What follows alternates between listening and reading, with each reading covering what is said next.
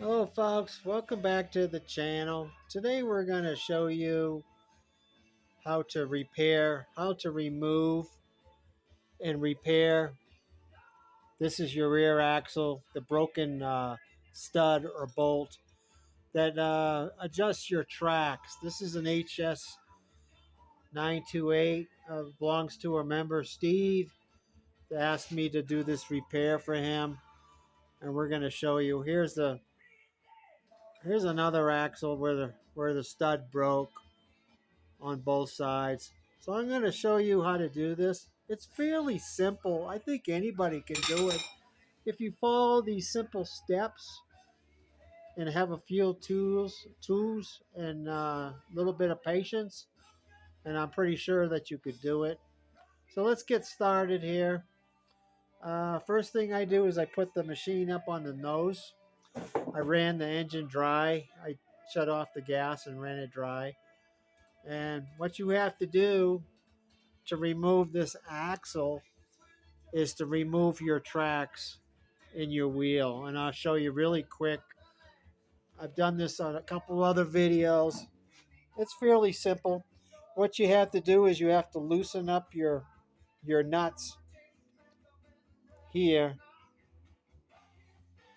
Take them off so that you can take this cross plate off and your tracks will be loose enough to remove. Now your tracks, your wheels are held on by pins, the cotter pin down on this side. So you want to remove the cotter pins first and remove there's a washer here that I already took off. You remove your pin here and then you can remove your track. Let me show you.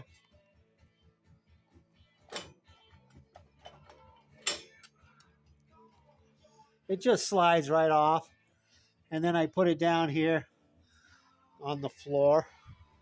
And you got to take it on this side. You don't have to do it on both sides. I took this track off. See, this is your rear axle. It's called a crawler plate. I call it the free axle because it's not connected to any transmission or anything. You don't have to take on this side, you don't have to take the wheel off. But on this side you do. So I remove the pin. I already took the cotter pin out, okay? Stick that in my pocket. And then remove your wheel. Then you lubricate everything really well down here. And this is an example where you want to maybe take some pictures so you know how this hardware goes on. All right, this is on your rear axle.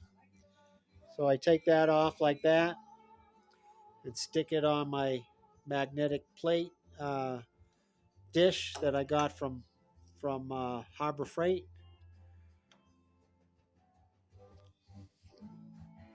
The same down here. Take this hardware off. If you don't have a Honda shop manual, it's best to take pictures so you know how this stuff goes back on. Okay, now you have to move this crawler plate out.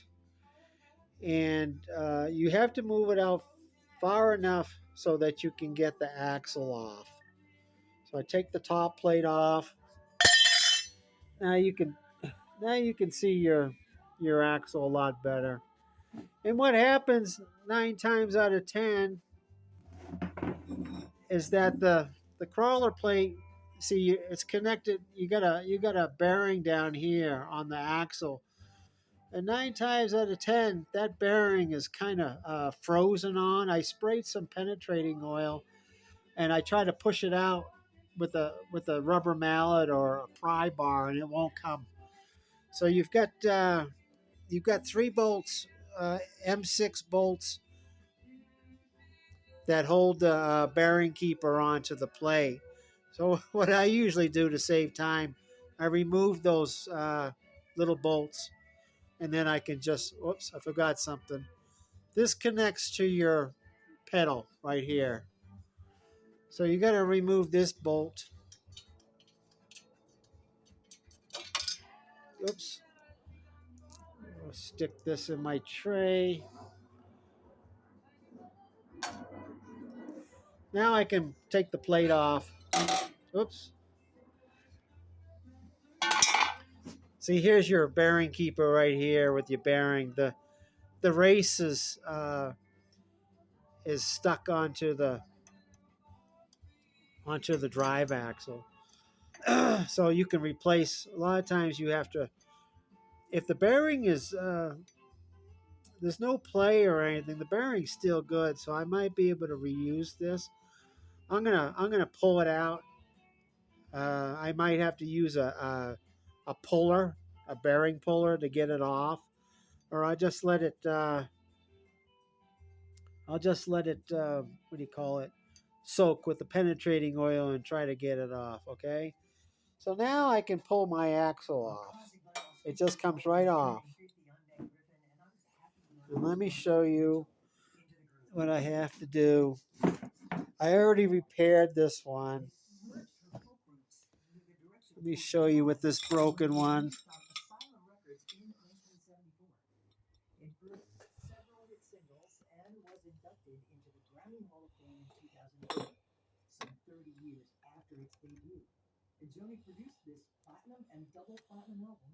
Helps to have a vise. So what I did was, let's see how it's broken.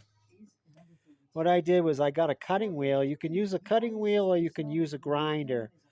And these things are tack welded, the ends of the carriage bolts, tack welded. So I grind off or cut off the welds, all right? And then it will, you can punch them out. Now I'll get a punch and I'll punch it right out. You see? And then what I'll do is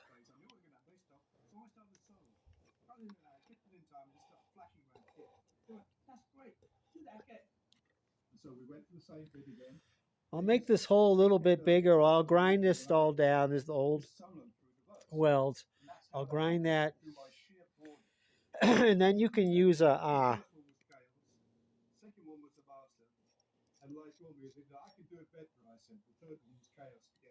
4.5-inch carriage bolt.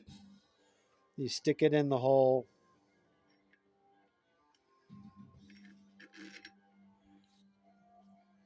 You might have to enlarge the hole so that the carriage bolt fits in there.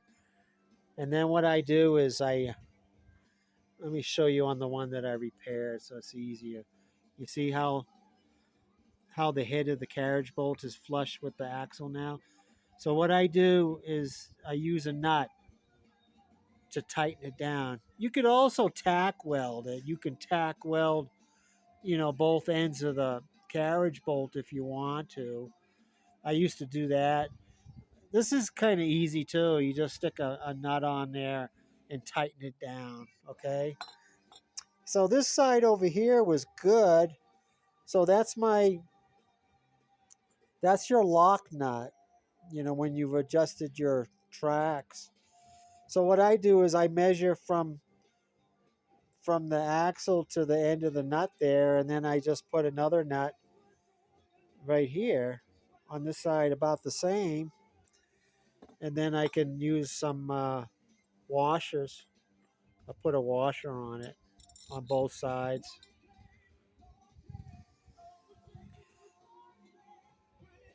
And now I can replace it.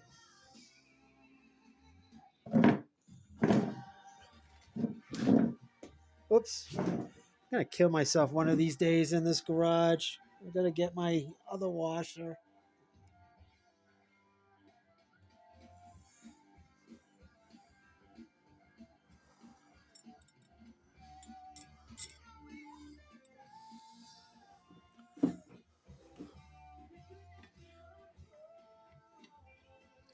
See?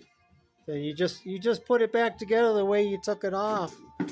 I'm not going to waste all your time watching this. And then I put my... sometimes you can get the crawler out enough so that you can do this. You put this back on.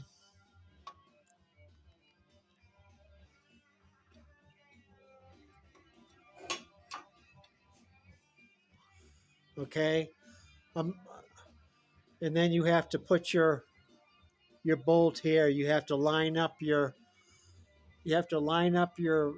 pedal nice and flush there with the hole there, and put your nut back in. And after you've done that, then you can put your tracks back on.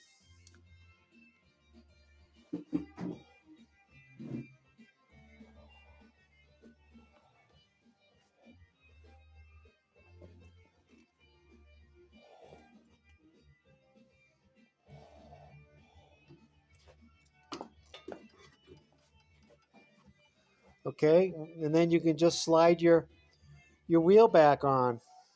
Can you see that? Then you slide your wheel back on. It's the easiest way to put tracks back on instead of putting the wheels on. When I first started doing this, I put the wheels on first and then try to put the track on, and I have a heck of a time. So it's just easier to put the track on the bottom there and then just slide the top wheel on with the track attached. And that's about it. I'm not gonna waste all your time showing you the exact reassembly. It's just the opposite of the disassembly. That's all there is. You just step by step, and then once once you've got your tracks back on, and you put your pins back in, your hardware for your wheels and everything, then you can put the machine back on the ground and check your adjustment. You'll probably have to tweak the adjustment, but this is the old adjustment for this machine. So it's probably pretty close. It might not even need another adjustment once you've tightened everything down. It might be right on. Your track adjustment should be about a half an inch or so pushed in the middle. So there you go, folks. That's my repair of the day. It's fairly simple. It's just a little bit of time consuming, a little bit of patience, and you can get it. I've had lots of messages from people that they follow these videos step by step. I try to make them simple and informative. Almost anybody can do this, and I've gotten a lot of messages and comments on the videos that they were able to do these repairs. So thanks for watching, folks. We'll see you next time.